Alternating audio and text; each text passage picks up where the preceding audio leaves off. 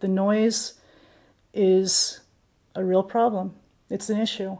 And all I can think is, one thing is that our community, we were so caught up in the excitement of this progressive thing that we could be a part of that we did not do our research. And we could have sent a group of people to go look at other sites and talk to neighbors and hear for ourselves. And we didn't. We had these lots of presentations, lots of information. We all asked our questions. We all got our answers. But we trusted just a few people who were talking. I think the main thing with this one, this site is in the middle of a neighborhood.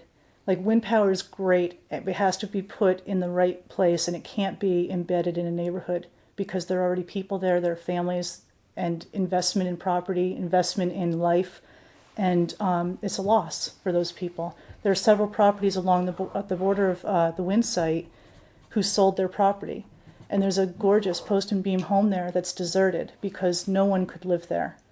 And, they sold to Fox Island Wind, and that was their prerogative. But that makes me sad. As a community, we voted for this, and now, there are repercussions that some of us have to live with.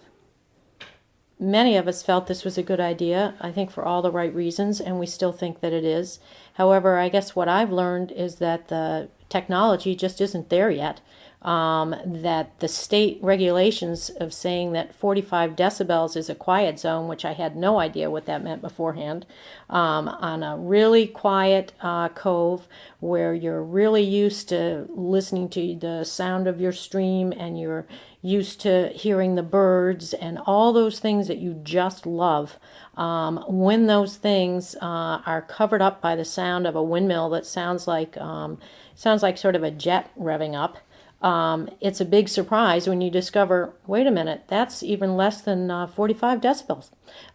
It is so loud in a rural area that I think that people really need to realize that. And it's not that this can't work, it's just that we have to think more creatively about how it does work and find technological solutions to get rid of that grinding noise, which I guess is the nacelle, and maybe slow them down a little bit so that we're still saving money and keeping our rates the way we need to on this island, but at the same time making it so that it can work for us. That unfortunately I didn't respond to, so that's my own sort of I have that weighing on my conscience a bit.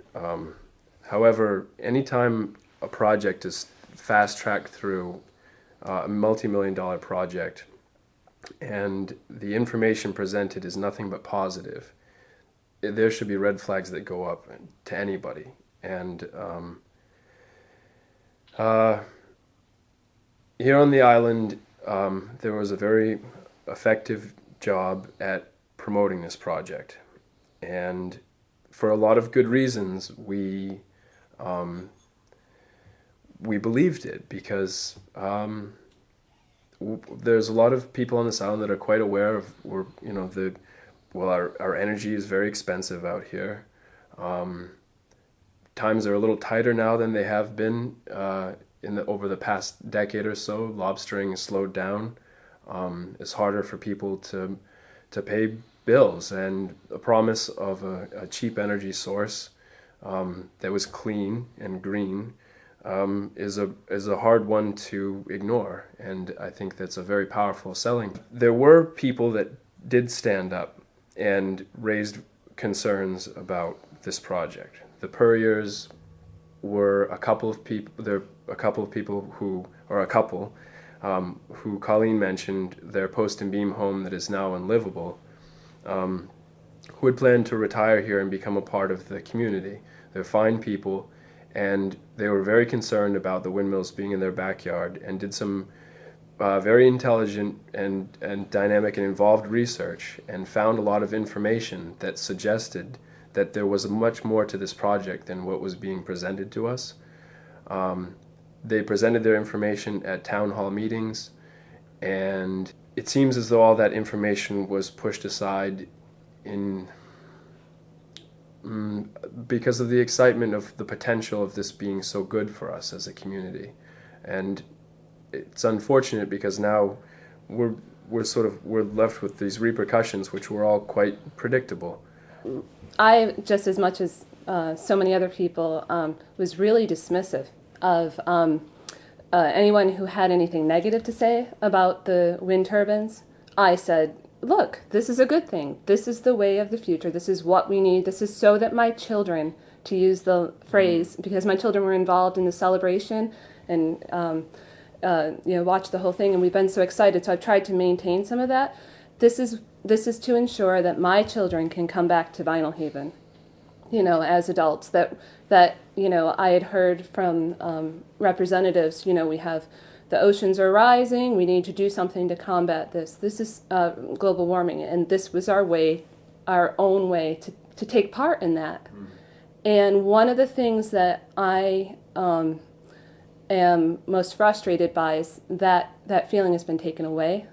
And I know that actually I was sort of a party to the dismissal of the possible ill impact of the turbines. And I was reassured at a meeting last spring by George Baker, who was head of Fox Island Wind, that the sounds emitted from the wind turbines would, at 1,000 feet away from the site, be approximately 45 decibels, which is the sound of a quiet conversation in a living room. And I feel like a bit of a broken record because I've now said that and heard that so many times.